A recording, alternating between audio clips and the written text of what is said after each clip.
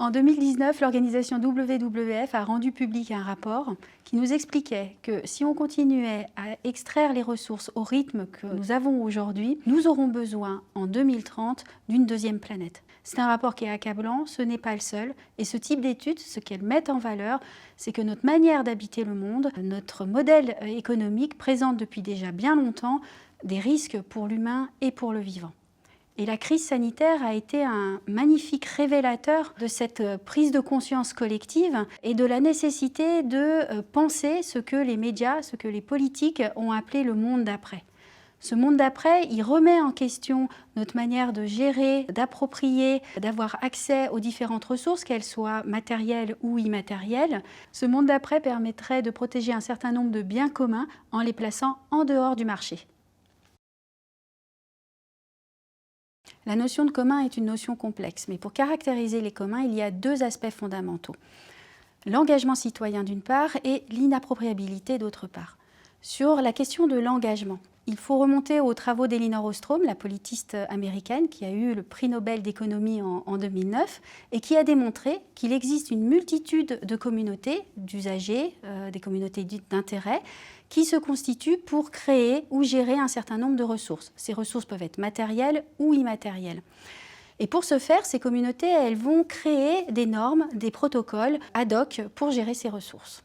Sur le deuxième aspect, la question de l'inappropriabilité, ces mêmes travaux d'Elinor Ostrom montrent qu'on peut dépasser une conception de la propriété qui soit uniquement exclusive, c'est-à-dire appartenant à une seule personne, qu'elle soit physique ou morale. On peut concevoir la propriété comme un faisceau de droits, pour reprendre les termes d'Elinor Ostrom et de ses équipes, c'est-à-dire la décomposer en droit d'accès, droit d'usage, droit de gestion, droit d'exclusion, droit d'aliénation. En faisant ça, ça nous permet ensuite de partager les différents attributs de la propriété. Localement ou à des échelles plus grandes, il existe déjà une multitude de dynamiques qui relèvent des communs dans les pays du Nord comme dans les pays du Sud. Et elles s'attaquent à des enjeux divers, des enjeux écologiques, des enjeux économiques, sociaux, culturels, démocratiques.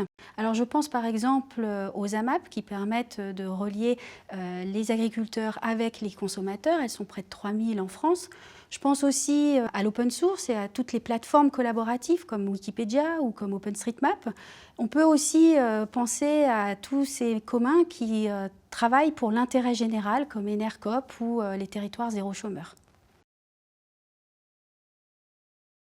Alors la crise sanitaire, elle a révélé un certain nombre de communs. On s'en souvient, au début de la crise, on manquait de matériel et on a vu des dynamiques de communs comme les Fab Labs se mobiliser pour créer des masques, créer des visières, mettre à disposition des plans de respirateurs. Et ils nous ont beaucoup interpellés, ils nous ont bousculés, ils ont bousculé nos modèles juridiques, nos modèles économiques, nos modèles politiques, en mettant en avant des principes de solidarité horizontale, des principes de non-appropriabilité du travail qui était effectué et des connaissances qui étaient produites. Aujourd'hui, le monde entier est mobilisé pour la mise à disposition de vaccins et de médicaments au plus grand nombre.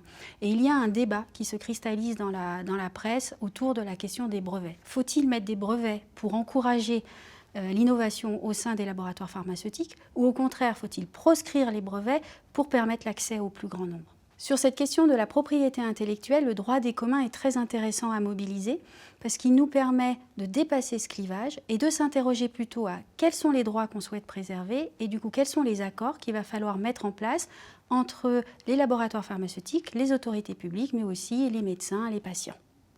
Et ce pas de côté n'est pas du tout utopique. On a déjà vu sur d'autres maladies des accords de ce type se mettre en place entre des laboratoires pharmaceutiques comme Sanofi et des structures comme la Fondation Initiative Médicaments pour les maladies négligées, dit NDI. Et par ces accords, le laboratoire pharmaceutique cède une partie, pas tout, mais une partie de ses droits sur certaines molécules et pour certains usages. Donc on l'a vu, hein, ces initiatives qui relèvent de communs sont foisonnantes, elles sont porteuses d'espoir, elles sont porteuses d'optimisme par toutes les innovations, les solutions qu'elles pensent sur les territoires, qu'elles mettent en œuvre, qu'elles testent. Mais ce sont aussi des initiatives qui peuvent être fragiles puisqu'elles sont isolées, elles ont des modèles économiques qui sont quand même beaucoup basés sur le bénévolat et sur le don. Les États, les collectivités locales, les banques, l'AFD ont un rôle crucial à jouer pour les soutenir, pour les aider à émerger, pour les fédérer et les mettre en lien. Et ce serait vraiment dommage de passer à côté de toute cette richesse lorsqu'on pense ce que devrait être, ce que pourrait être ce monde d'après, parce que finalement, ce monde d'après, il est déjà largement en mouvement sur les territoires à travers toutes ces initiatives.